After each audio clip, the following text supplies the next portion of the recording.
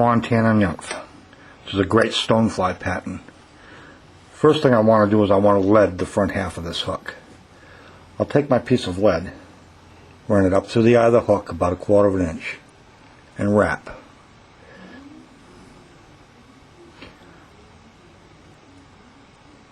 I'm going to wrap a little less than 1/2 of a shank here. When I've got it wrapped as far as I want to go, with my thumbnail now, I'll pinch the top,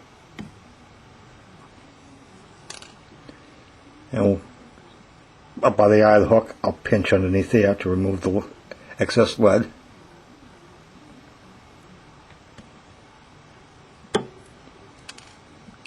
Then I'll push that back just a little bit.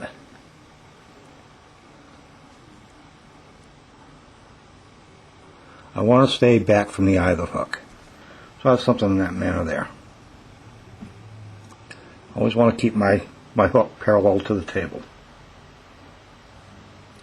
Now I'll attach my thread between the eye and the lead.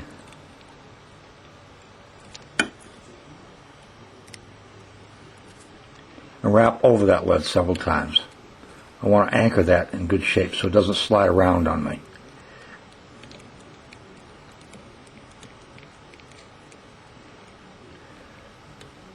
Now I want to bring my thread all the way back to the bend of the hook.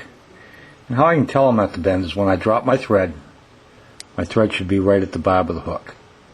That tells me I'm all the way back at the bend.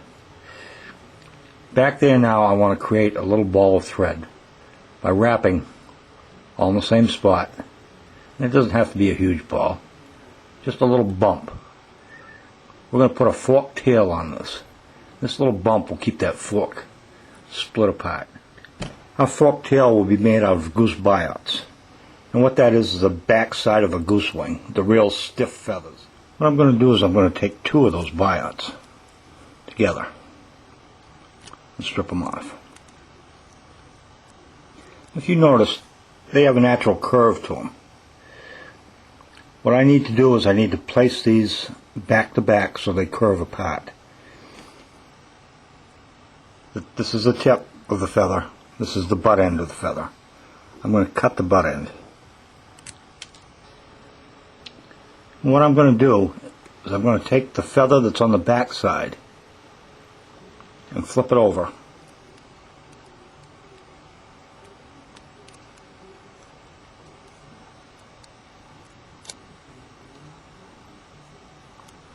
And arrange those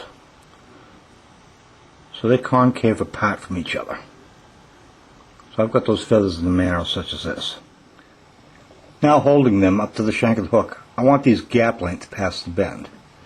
Here's my gap of my hook. And I want those to extend past the bend, that amount. Now that I have them where I want them, I'm going to switch hands. And I'm going to put one side on one side of the shank of the hook and one feather on the back side of the hook. I'll take one very loose wrap and then pull down to attach it. And I'm going to squeeze hard with my left hand and wrap back to that ball of thread.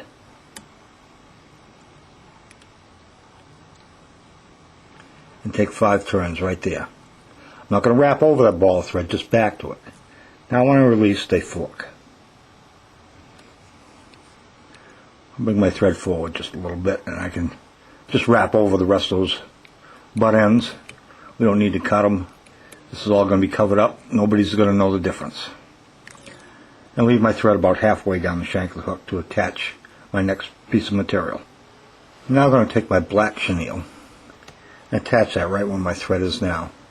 By holding it on the side of the shank next to me, I'm going to take one loose turn and then tighten up. Take 5 tight turns to attach it in good shape. I'm going to hold up at a slight angle and a little bit towards me and wrap back to my tail.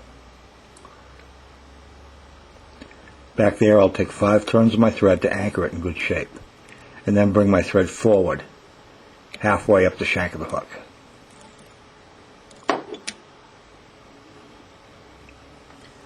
Now I'll wrap my chenille nice and tight.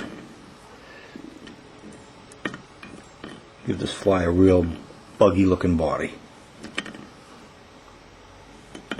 Once I get halfway up now, I'm going to take one turn off. I'm a little bit too far. I'm going to hold my material in my right hand, holding it straight up, drop my bobbin over the back, switch hands, hold my material now with my left hand. I'm going to take my bobbin and pull it towards me. Now I can let go of that chenille. It's not going to go anywhere. And I'll take 5 turns all in the same spot to anchor that in good shape. Take my chenille now, and I'm not going to cut it. I'm just going to pull it to the back. I'm going to wrap in front of it just a few turns to hold it. I'm going to bring my thread forward just a little bit and attach my hackle feather. And wrap over that back to where my body ended. And take 5 turns to hold it in good shape. Now I'm going to bring my thread forward just in back of the eye. A Montana nymph is usually tied with a yellow thorax, but I'm going to do this one in chartreuse. I like chartreuse instead of yellow. And do some experimenting. I know red also works. I'm going to attach my chenille back from the eye and wrap my thread over it back to the body. I'll take 5 turns with my thread and then bring my thread up just before the eye. Now I have my chenille attached. I'm going to pull my feather to the front and take my first turn in back of that chenille. And wrap that chenille now forward.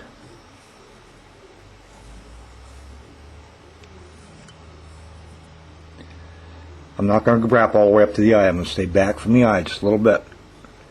Holding the material in my right hand, I'm going to drop my thread over the back. I'll switch hands now. Let go of the chenille after I put tension on the thread. Take 5 turns all in the same spot. Now I can cut that front chenille off, nice and close. Now create the legs on this fly by powering this hackle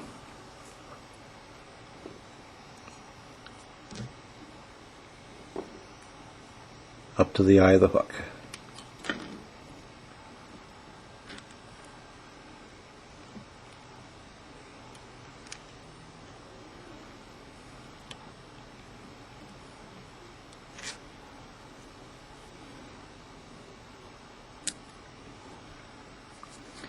Now for our wing casing, all I do is pull our black chenille over the top.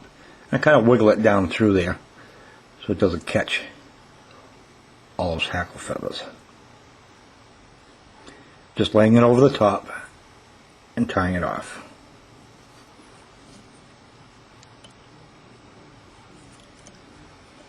Now I can trim everything nice and close up front.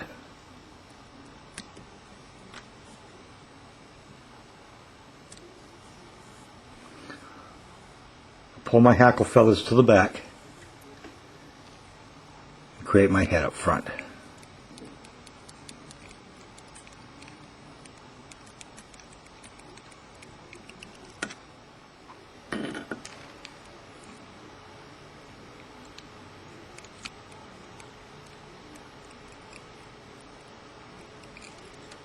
I'll tie off my thread now. Using the half hitch tool, I'll lay it on my thread. Take one turn around the end of my tool, slide the tool up on the eye of the hook, and gently slide the thread off. Now I'll do a double half hitch. I'll go around my tool twice, bring it up to the eye of the hook, and gently slide it off.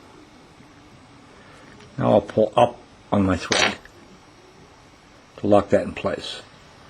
I can now cut my thread. Now apply head cement to my head.